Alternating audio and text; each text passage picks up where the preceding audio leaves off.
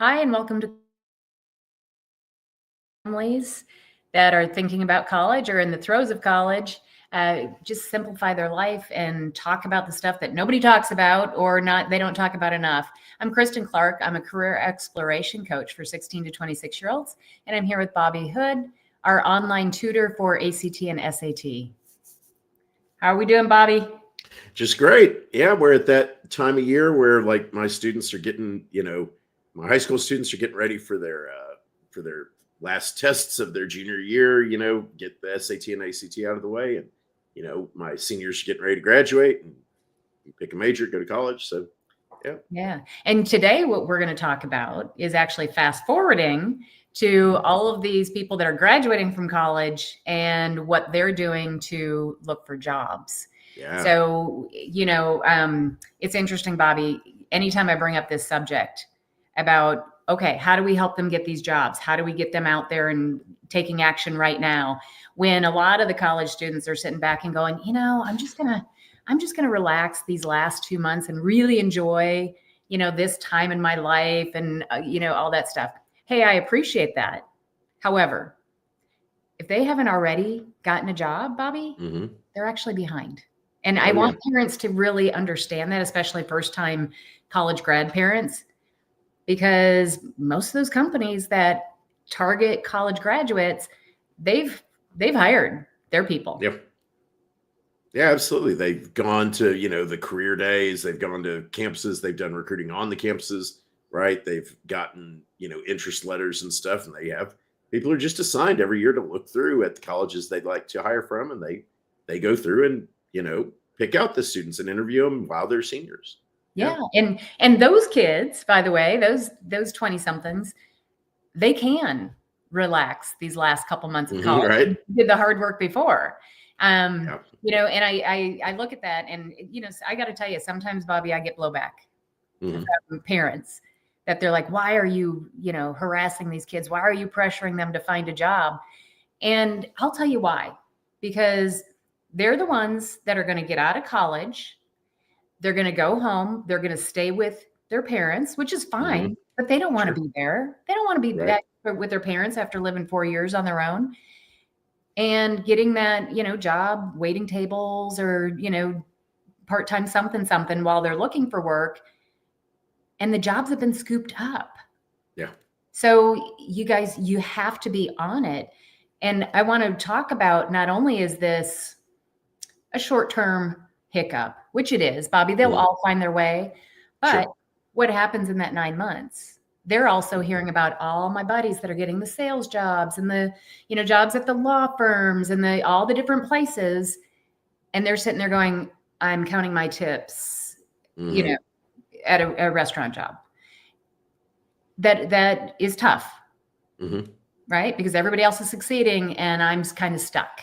So that's why I pressure kids to be thinking about this, because I don't want them to feel like, wow, those last 4 years was a waste of time, or why am I not good enough to get a job? Yeah, absolutely. And part of this can be, if the students who have like worked with you and figured out their strengths, they've chosen a major that's really good for them.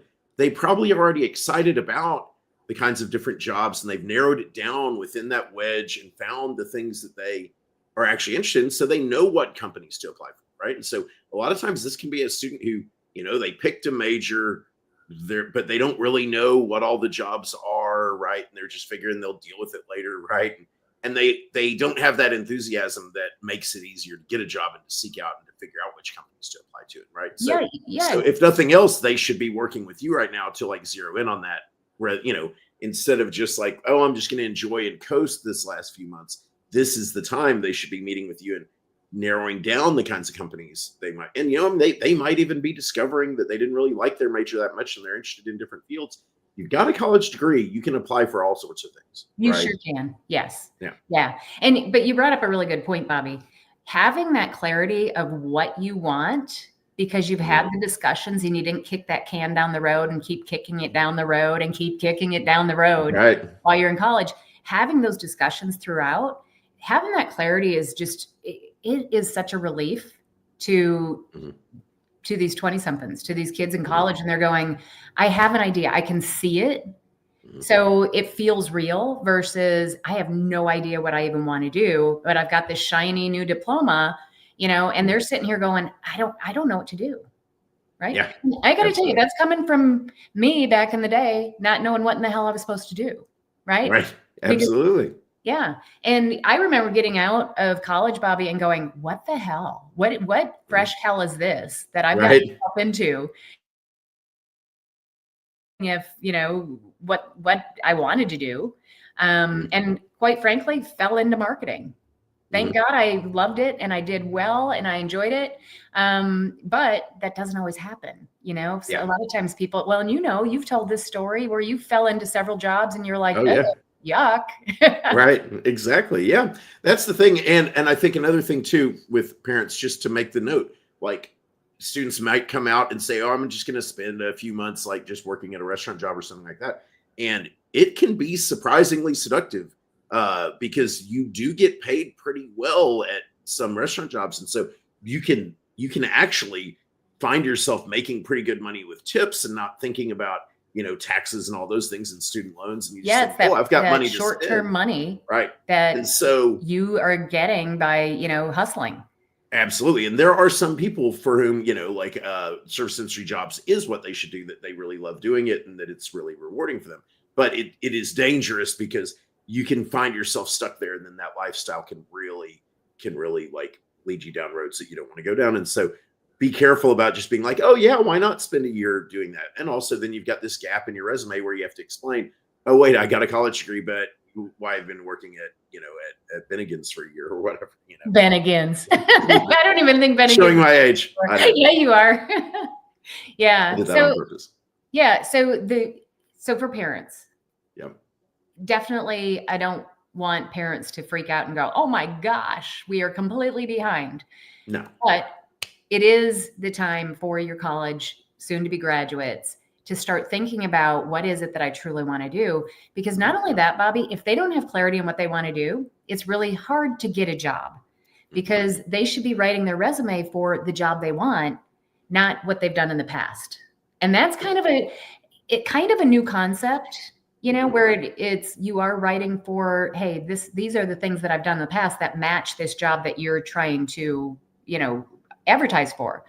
A lot of times, especially back when we were growing up and, didn't have a lot behind us, the whole thought was, yeah, just give your history. That doesn't work anymore. There are too many people out there that understand this game. Right. Yeah. No, absolutely. So I think, when you put it all together, it's just, have these conversations with your students, encourage them to start looking, don't just sit around, expecting it to come to you. And if they aren't like dialed in on what they want to do, get them to meet with you and, and investigate their strengths and figure out what careers and what specific types of companies they'd like to work for.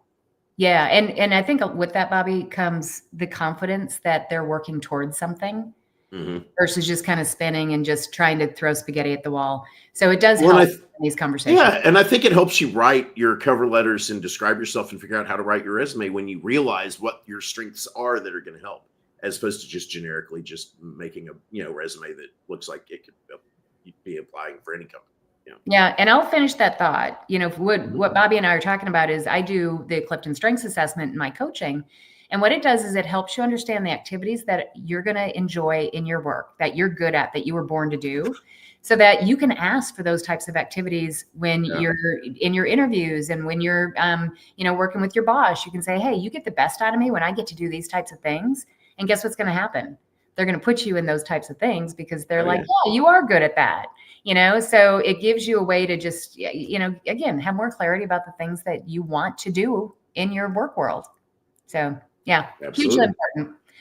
So get out there, get those college students looking for work, and that's right. Reach out to Bobby, reach out to me on any of these topics that we talk about. We love to talk with our families. Absolutely. All right. Have a great week. I'll see you next time. Okay. Bye.